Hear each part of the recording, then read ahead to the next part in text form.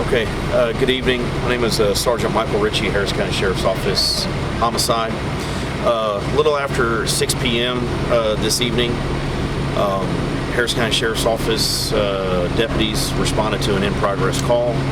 From what we understood is a 911 call was made by an adult female stating that she had gotten into a verbal and physical altercation with her husband, which ultimately ended in her shooting him. EMS deputies, EMS Sheriff's Office deputies responded. They immediately went inside the house. They were able to find the adult male, her husband. Aid was given. Unfortunately, he was not able to be saved. He was not transported. He died on scene. The wife stayed on scene. Spoke with deputies, been cooperative, and as of right now, Harris County Sheriff's Office homicide detectives are surveying the scene, working with crime scene, taking pictures, evidence, things like that, and also interviewing the wife and finding out exactly what happens and what led to this unfortunate incident. Any domestic violence calls to this house before? I can't say right now. I believe possibly, I don't know if it's been at this residence, but I do believe that there has been a police call or police involvement with their relationship in the past. I'm not 100% sure if it was actually at this address or not. I can't say. So it was just a disturbance, verbal, and it's escalated to physical? Again, right now, we're the lead detective is interviewing the wife, so a lot of those details are still unclear. But from what we understand, and unfortunately, what usually happens in these situations is a verbal argument turns into a physical altercation, and then, unfortunately, again, a weapon was used. Any children involved? Yes, they have one child. The child was in the home. We're unclear if the child witnessed it or not. The child, again, will be later assessed, but the child's okay. It's unharmed, and so the child's with family members right now. But eventually, we will talk to the child and find out if he did see anything. Ages, the child and the parents? I'm not exactly sure on the ages. I would think the ages would be late 20s to early 30s. The child's a juvenile.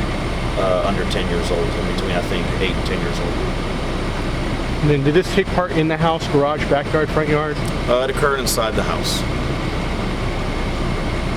Are they both currently residing in the house at the time, or are they separated, or do you know? From what I understand, they were both living, all three of them were living inside the house. They were not separated, living in separate locations. Any ethnicity? Say again, any what? Ethnicity, like Hispanic, white? No, I'm not sure of the ethnicity or their race.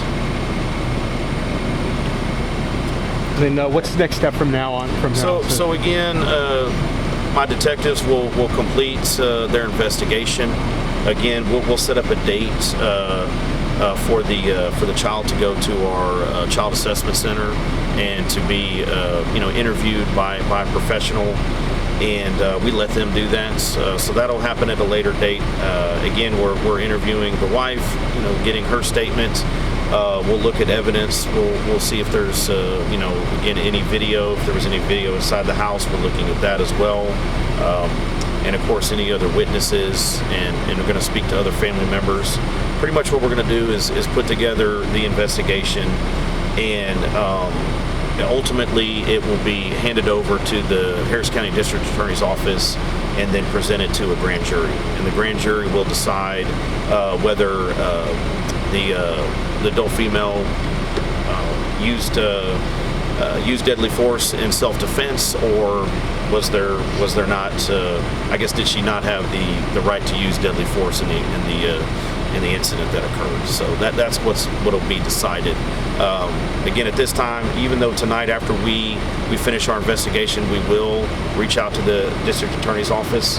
But most of the time in these situations, it's usually no arrest is going to be made, no decision is going to be made tonight, and investigation will continue. We'll finish it, we'll complete it, and then we'll present it to the grand jury or to the DA's office, grand jury section, and then eventually it'll get presented to the grand jury, and they'll decide whether it was self-defense or whether it was murder.